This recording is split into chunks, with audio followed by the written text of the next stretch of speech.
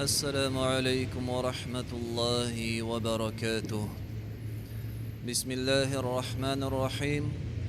الحمد لله رب العالمين، والصلاة والسلام على رسولنا محمد وعلى آله وأصحابه أجمعين. يا أيها الذين آمنوا اتقوا الله حق تقاته ولا تموتن إلا وأنتم مسلمون. أما بعد. Barcha maqtav, hamd va sana g'alamlarning Robbisi, xo'jasi ham idarachisi Allah subhanahu va taolaga tegishli. Shahodat kitaram Allohdan boshqa ibodatga loyiqli iloh yo'q. Hem Muhammed Abdullah ola aның soңгы ilchisi, hem peygamberi.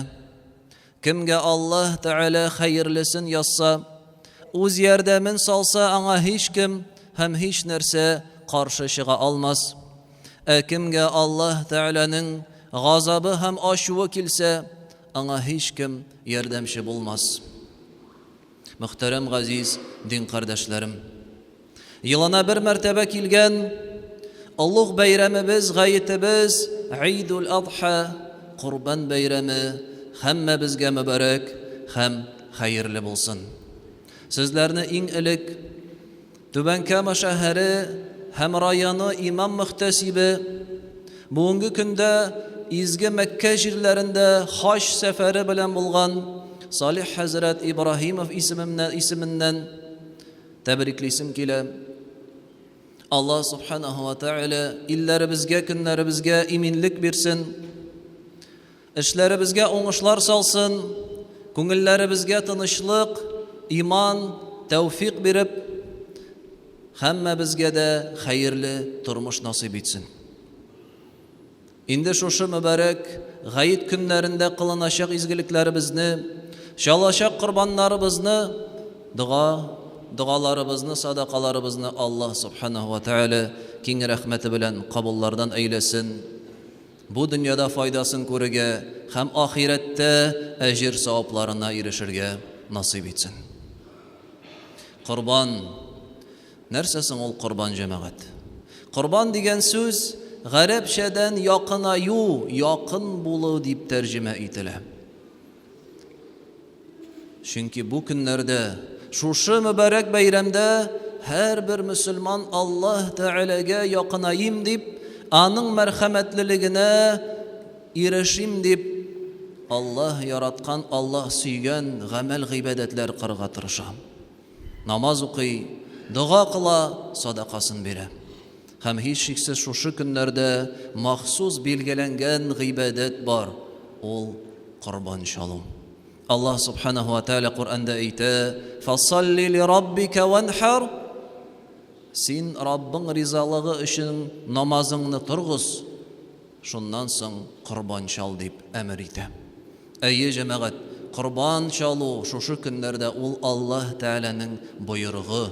Allah Teala'nın koşkanı, şuna da her bir maddi mümkinçiligi bulgan Müslüman er yoki xotin qiz bu günlerde kurban çalırga deyişli bola.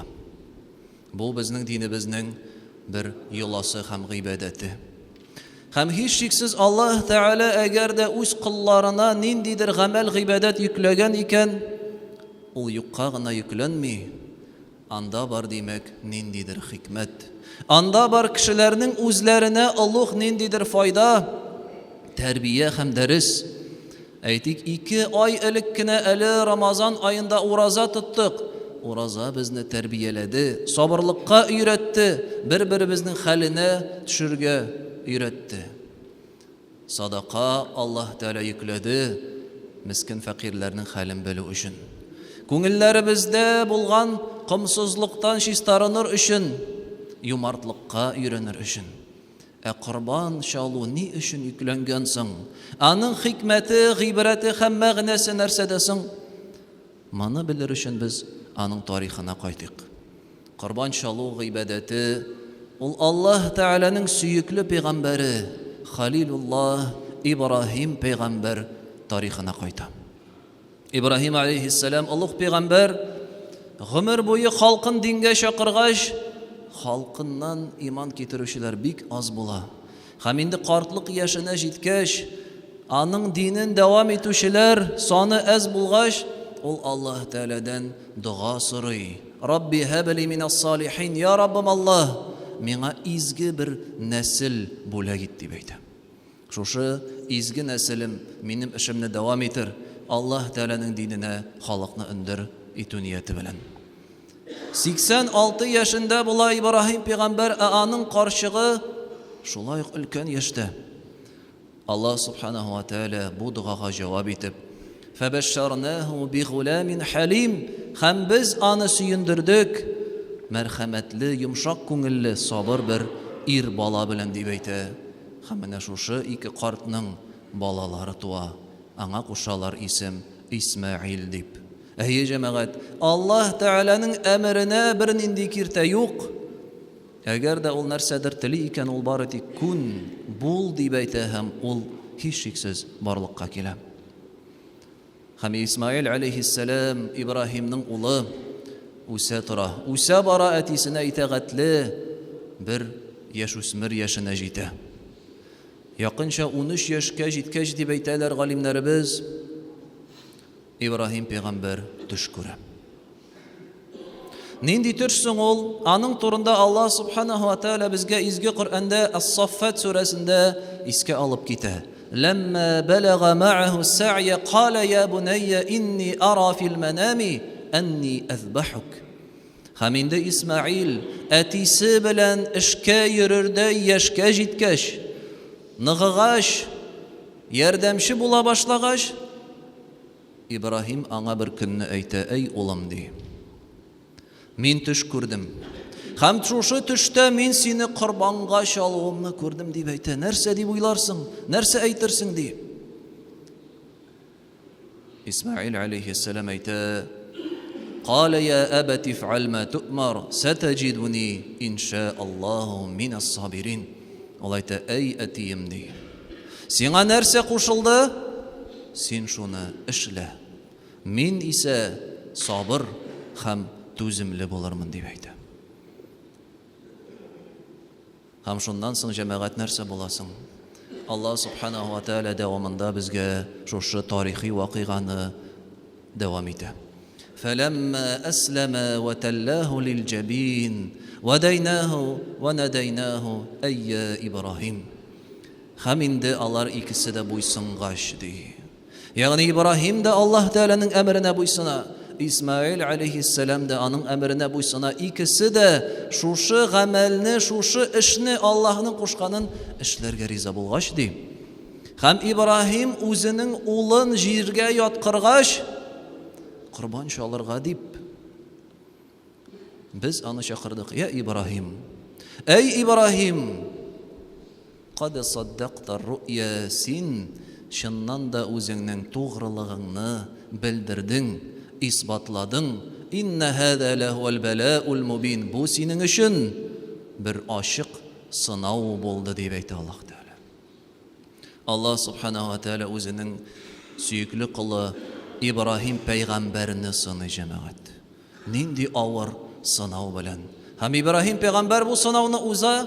Шуннан соң Аллаһ Тәгалә әйтә: "Инна кәзалика наҗзил мухсинин ва фадайнаһу бидибхин азим." Шулай итеп, без үзебезнең сөекле кулларыбызга, изгелек эшләүчеләргә чыгу юлын, ярдәмебезне күрсәтәбез. Һәм Исмаилне сатып алдык ди, улуг бер корбан хайваны белән ди. Ягъни Ибраһим алейһиссалам нәрсәгә генә карамастан, Аллаһ Тәгаләнең буйрыгын эшләргә әзер булуы сәбәпле, үзенең теләкләренә дә карамастан, үз нәфсенә дә ул риза булды.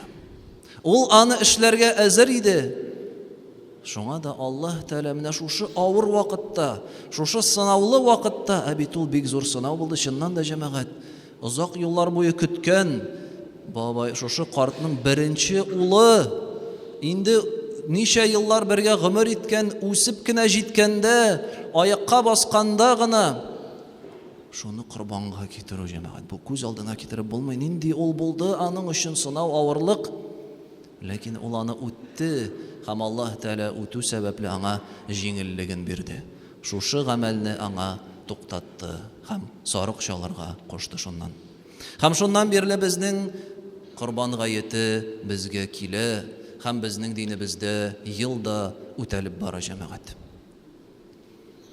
Шушы вакыйга, шушы Ибраһим пәйгамбәрнең тарихын карасак, уйлансак, монда һич шиксез безгә һәрберебезгә бер дәрес, хикмәт бар аның эчендә. Без һәрмәбез шушыны ишеткәндә иң гаҗәебе безнең өчен әлбәттә ничек инде Ибраһим шуңа әзер иде соң үз улын корбанга китерергә. Исмаил алейхиссалам ул да каршы килмәде, ризалашты, кабул итте. Без аны аңлап бетерә алмаска мөмкинбез. Әмма ләкин ул аларга бер дә гаҗәеп түгел иде. Ул Ибраһим белән Исмаил өчен Аллаһ Тәгаләнең әмерен үтәү иде. Алар аңа каршы килү турында уйламадылар да.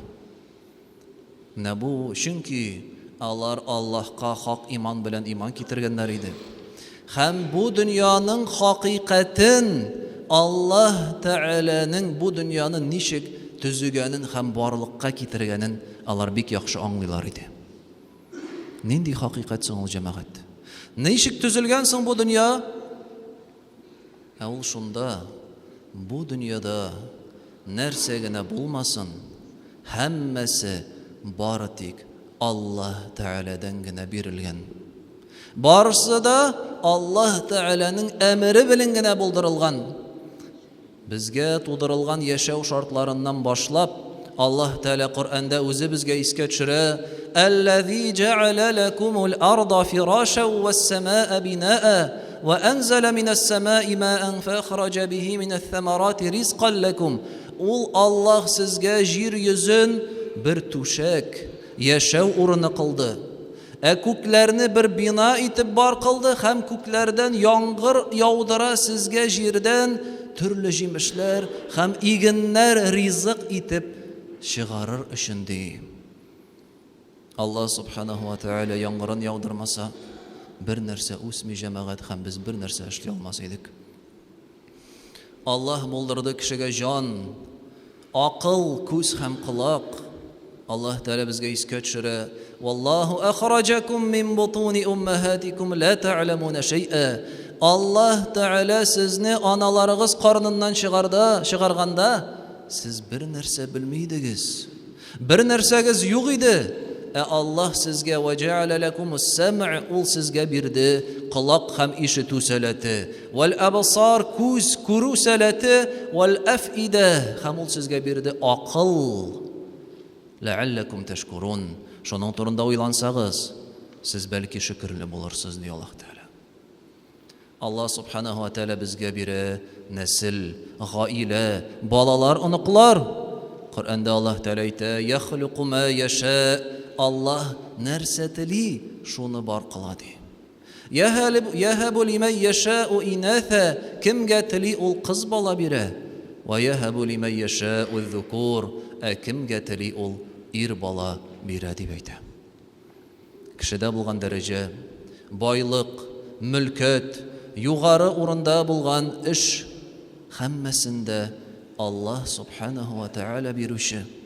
Аллаһ Тәгалә үзе әйтә: "Кулиллаһумма маликал мулк, ту'тил мулка ман таша'у ва танзи'ул мулка мимман таша'у." Әйт, я Аллаһ, син патша, байлыкка патшасың ди. Кемгә телисең шул байлыкны бирәсең, кемнән телисең шул байлыкны тартып аласың. Ту'иззу ман таша'у ва tudhillu ман таша'у. Кемне телисең шуның дәрәҗәсен күтәрәсең, югары урын бирәсең. Кемгә телисең аның дәрәҗәсен төшерәсең, аны түбәнлеккә куясың ди. Биядикәл хайр, бүтән хайрлык синнән генә. Иннәка аля кулли шайин кадир. Һәм син бүтән нәрсәгә кудрәтле ди. Кемдер әйтер: "Юк, мин үзем булдырдым.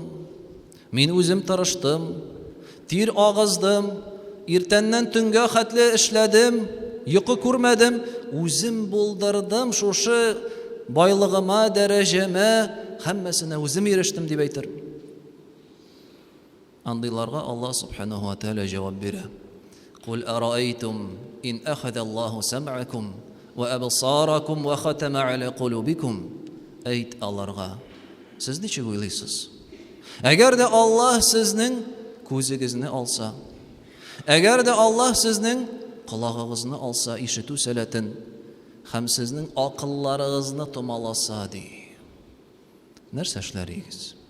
Каян алыр идегез? Нәрсәгә ирешер идегез? Булган байлыкны туплый алырыңмы? Акылсыз булса кеше, күзе күрмәсә, колагы ишетмәсә, шушы дәрәҗәләргә ирешә алырымы? Юк, җәмәгать. Аллаһ субханаһу ва тааладан димәк һәммәсе дә. Бездә булган бөтен нәрсә, хәтта кигән киемебез, көн сайын ашаган ризыгыбыз, һәммәсе җәмәгать Аллаһ Тәгалә безгә бирүче. Һәм Аллаһ Тәгалә бирде икән. Аллаһ Тәгалә аны безгә тапшырды икән вакытлыча. Ул аны үзе кайчан тели бездән сорарга мөмкин. Ул аны кайчан тели бездән алырга лаеклы. Ничек Ибраһим пәйгамбәрдән ул сорады, шушы бүләк иткән улын. Дугасына җавап биреп Аллаһ Тәгалә аңа бирде, картлык яшендә, һәм аннан соң кире сорады. Ибраһим пәйгамбәр моны аңлый иде. Ләкин Аллаһ субханаһу ва тааля аңа хәерлесен, җиңеллеген салды. Һәм Аллаһ субханаһу ва тааля безнең тормышыбызда кайбер чакта нәрсәдер бездән алырга мөмкин булган кебек, бар шундый нәрсәләр ул һәр вакыт, һәр кешедән даими рәвештә таләп иткән. Нәрсә соң ул? Ул шөкерле булу, җәмәгать. Аллаһ субханаһу ва тааля безгә һәммәсен бирде һәм әйтә: "Фазкуруни азкуркум вашкурули ва ла такфурун."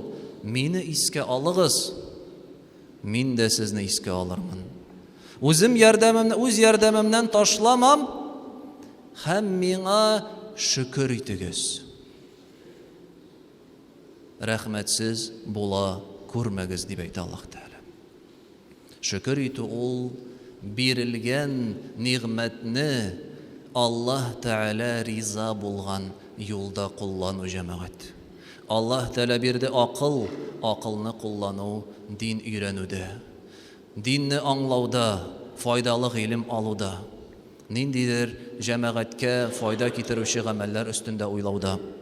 Аллаһ Тәгалә бирде күз, колак, һәммәсе дә тирә-юньдәге буйлган Аллаһның нигъмәтләрен күреп, гыйбрәтләнеп, иманыбызны арттыру өчен. Аллаһ субханаһу ва тааля биргән икән байлык, шушы байлыкны Аллаһ Тәгалә таләп итә бездән хәерле юлларда, изге юлларда куллануыбызны, файда китерүгә, бер-беребезгә ярдәм итүгә. Аллаһ Тәгалә бирде икән көч-куәт, шушы көчне куярга, мискин зәгыйфләргә ярдәм күрсәтүдә. Аллаһ Тәгалә бирде икән ниндидер югары дәрәҗә, куәт, аны да куллану, Аллаһ Тәгалә ризалыгы өчен кешеләргә файда китерүдә. Һәммәсе дә менә бу шөкер итү дип атала. Аллаһ субханаһу ва тааля дәвамында әйтә: "Шуңа да сез шөкерле булсагыз, әгәр дә Аллаһ биргәннәрне дөрес куллансагыз, ва из тәәззәнә раббукум ла ин шакартум ла азиданнакум." Әгәр дә һәм Раббыгыз сезгә белдерде, әгәр дә шөкерле булсагыз, Аллаһ кушканча гомерегезне алып барсагыз, сезгә бирелгән әйберләрне дөрес юлда куллансагыз, Аллаһ Тәгалә нәрсә ди? Мин сезгә тагы да арттырып бирермен ди. Әйе, җәмәгать. Кемдер уйлар, ничек инде мин үз җыйган акчамы каядыр кемгәдер бирсәм, ул бит минем бетә дияр. Әгәр дә мин үз вакытымны кемгәдер ярдәм итүгә сарыф итсәм, минем үз вакытым югала дияр. Әмма ләкин Аллаһ Тәгалә киресенчә ди, юк.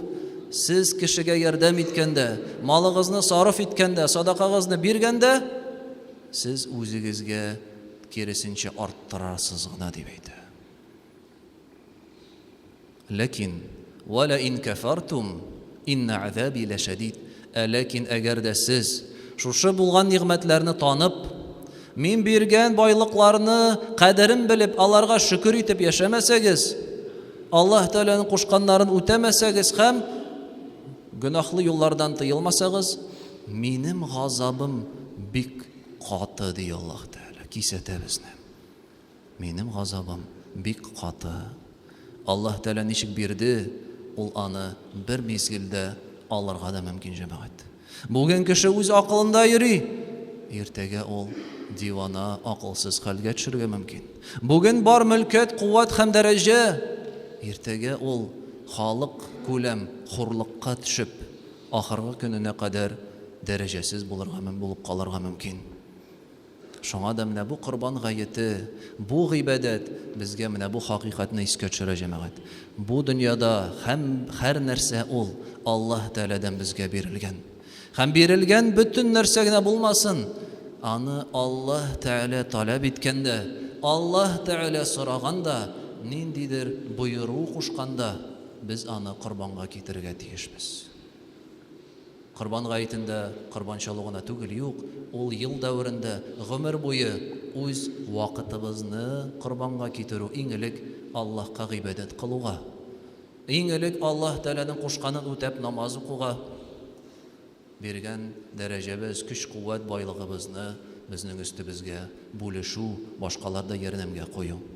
Әгәр дә шулай булмаса, кеше шөкер итмәсә, дөрес кулланмаса, гөнаһлы юлларга куйса, Аллаһ Субханаһу ва Тәала бу кешене эләктереп ала һәм бер нәрсәсез калдырырга мөмкин.